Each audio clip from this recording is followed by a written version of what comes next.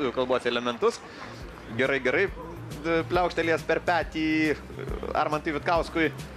Ištarė, o čia mes matome įvarčius, mes matome tai, ką padarė Seržas Niedzi, ko gero vienas svarbiausių rungtynių epizodų.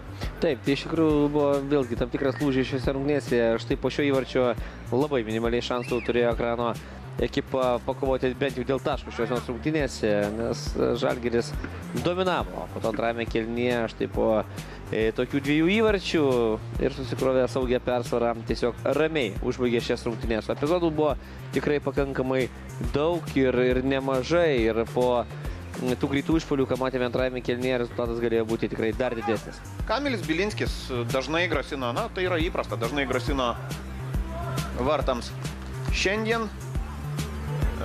Dažnai grasino įmušė sykį, 19 įvartis ir tai yra gerai. Na ir Arvydas Krupskis tokios jo reakcijos į visą tai, kas vyksta.